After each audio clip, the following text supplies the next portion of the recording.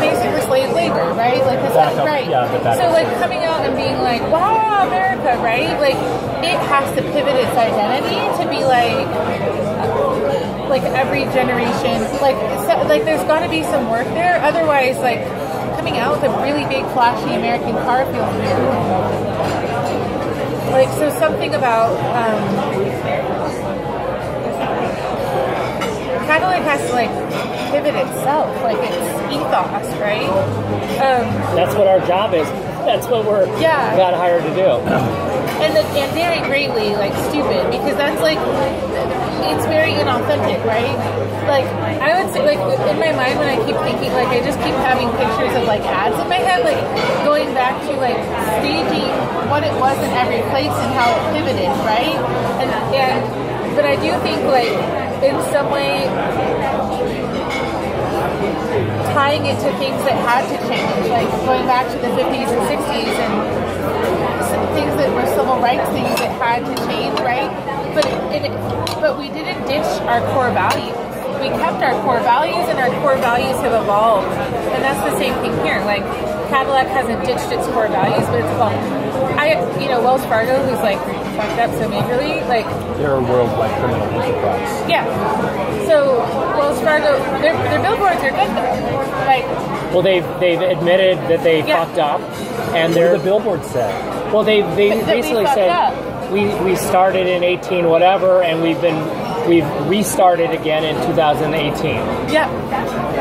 And I don't obviously Cadillac. Well, that's smart, but I don't believe that. But that's okay. Right. Well, but I think if Cadillac's moved to New York, right? Like, but I think they basically have to do the same thing, but it's not that far. It's not rooted in like, amorality here. It's rooted in like this car still actually has value. Like, if even as say Giovanna and I progress, we're not going to make as much money as people in our position in the generation before, and we need to buy cars, and we need to buy good cars. I mean, I would say it's hard. It's just a mind screw because it looks so flashy, but like its sell is based on its quality, not on wanting to have a status symbol. I don't think positioning it as a status symbol is smart, because I think that's a really narrow market that wants a status symbol. Well, I think it's an older market that wants a status symbol. Right. But is there a different direction than status? Like that's more internally focused. About personal feelings and personal values and personal expression. Like that I deserve to have this really great car with great technology and looks nice and made well, and it's like they actually also are like kind of performance oriented, so they're quick, they're powerful. How are they on mileage? I think the small one will be pretty. I mean, the big one probably not be as good, but the small one is going to start at $37,000. No, she said mileage. No, I know. I said I'm guessing the small one without the performance package is probably reasonable. They're not leaning into. Currently, they're not leaning into gas mileage. That's not even core tenet of. That's not a proof point for their brand. It's not about mileage. Well, maybe the MAGA stuff actually helps you though, because the MAGA premise is that we're fucked up, right?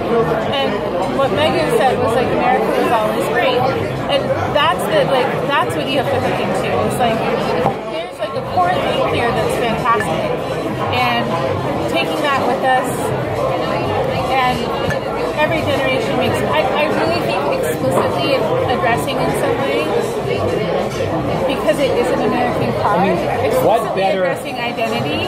Yeah, but what better, the whole Colin Kaepernick thing?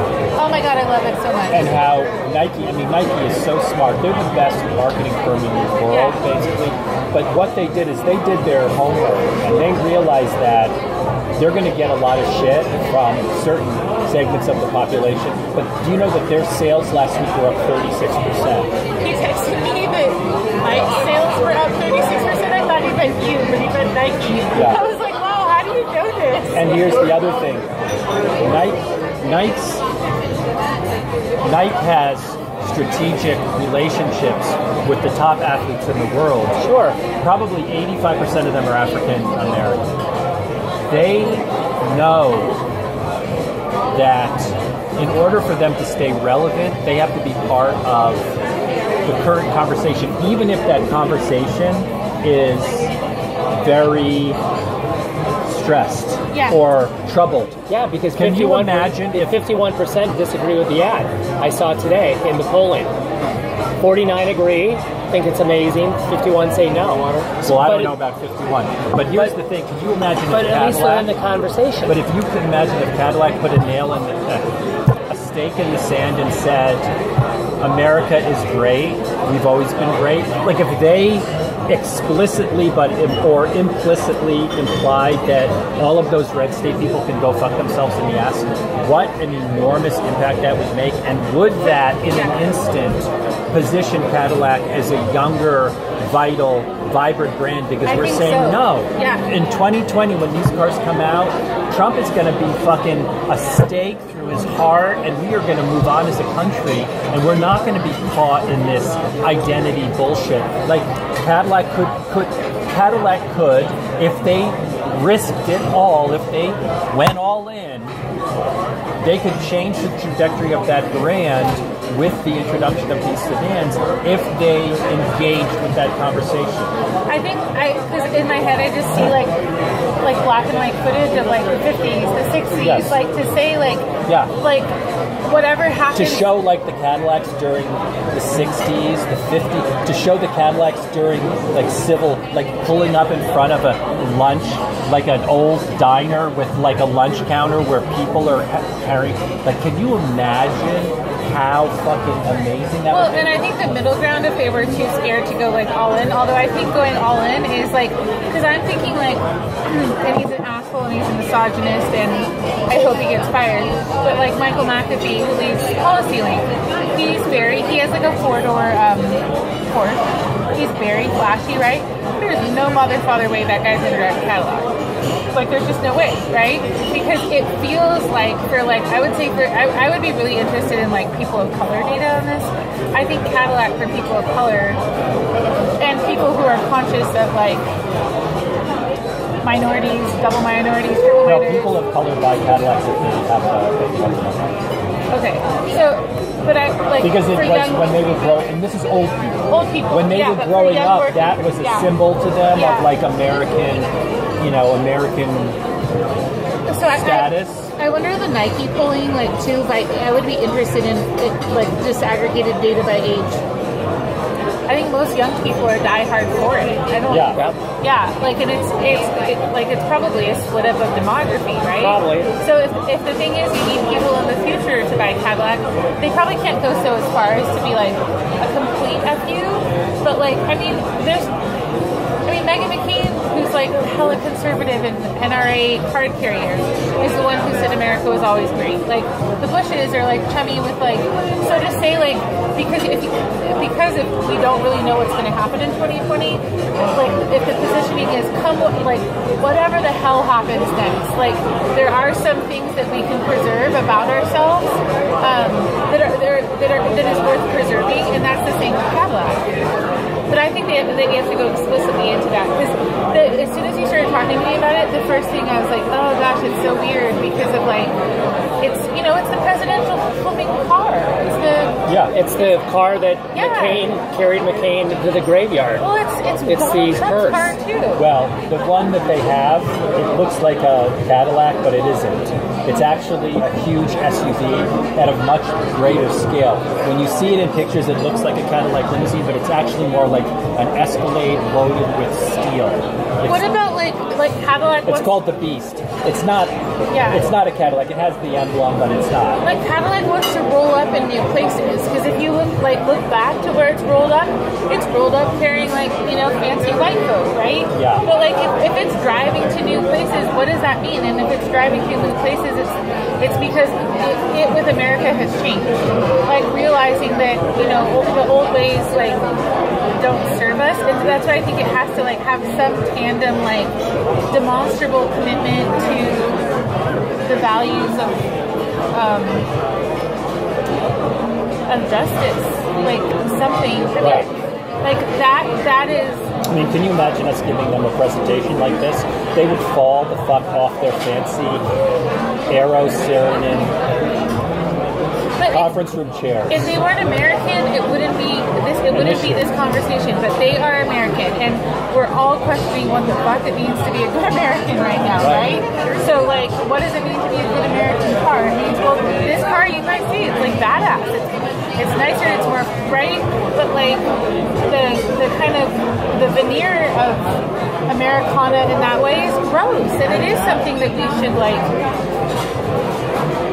Like every generation has to.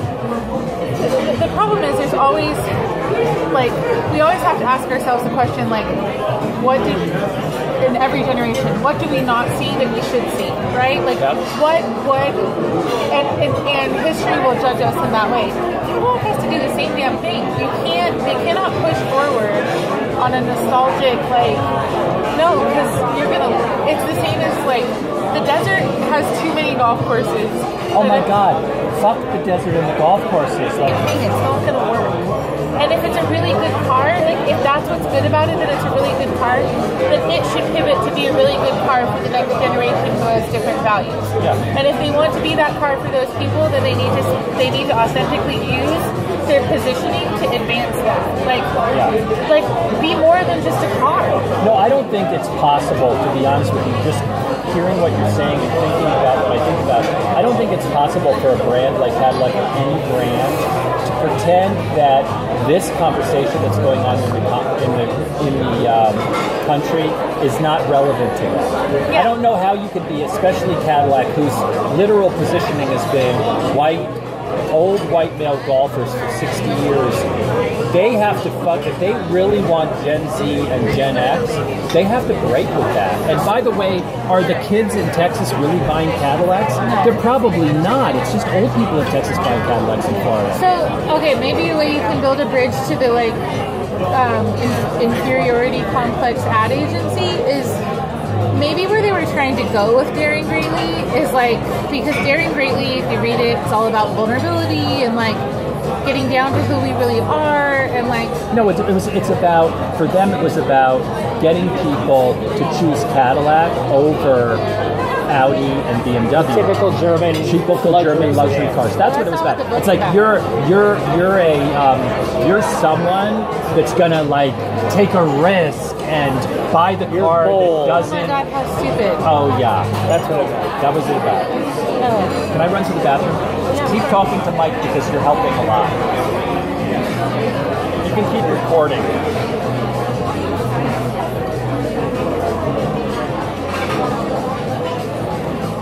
I think people always respond to the truth. Like, that's what ignites people. Bullshit doesn't ignite people. No, right. And we're all, whether you're like crazy progressive like us or super conservative, we're all going to bed like, what the fuck? Who are we? Like, we're better than this, but what are the parts about us that are salvageable? Even in our conversation, we're like, oh, well, so what's next? Should we be socialist? Should we be Sweden, right? But like, what about us is worth... What about us must we like maintain and preserve? And that's, I think, the question they're asking themselves. It is. And it's funny that the agency didn't. There were, of all these positions that they created over the last couple of weeks that we got to see yesterday, none of them were about it. It was all about the car.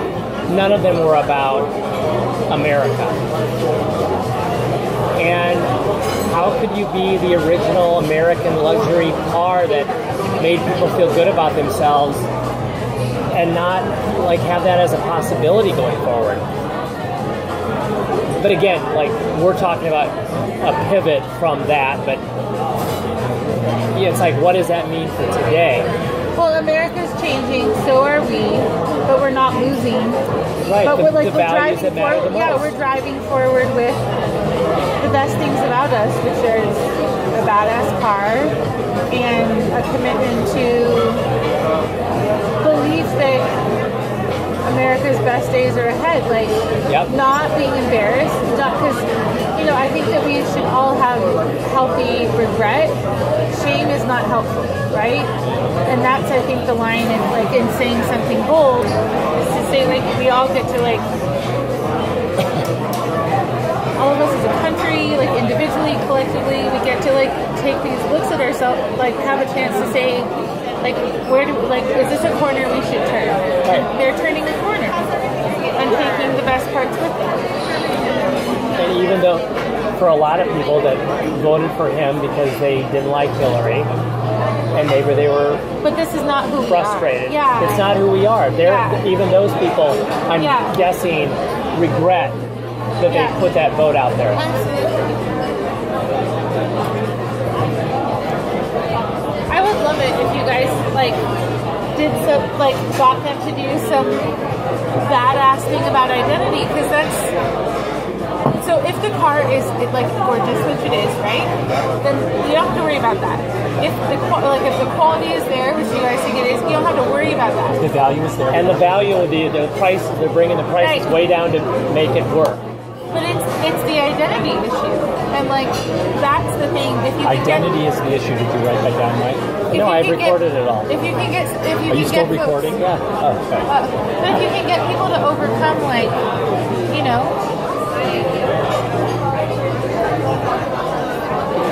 But again, it's our collective identity is what we're talking about. Right. And about morals and values and... So the car has the values, right? Yep. But I think, like, the other thing that's really important is to go back and do a look at where Cadillac has stood historically at critical moments of social change, and also maybe even, because I think this is what moves things forward, if there's an opportunity to be, I don't know if repentant, but, like, to say we realize that as, like, America's original car, that we have a role to play in driving change too. And we're changing, you know, we're changing with folks, and we want to deliver that same quality, and we want to be assured of that our best days are ahead, but the American dream, like, it gets changed too. Like, right. Every generation has a different dream. Yeah. And Cadillac needs to be part of that dream for the next generation. Yeah. And they can't do it if they're just doing positionings that are about, you know, arriving. You know? Even just using their brand position to tell the truth or to be reconciliatory, like, that's a statement in itself. Like, to say something like that's an identity change in itself, right? Yeah.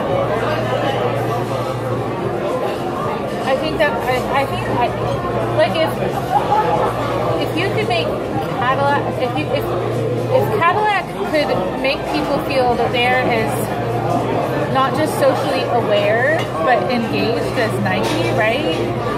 Everybody's gonna go buy their cars. Like, when you're looking at a car, you're gonna be like, oh, I can't. But, you know, it also has hopeful.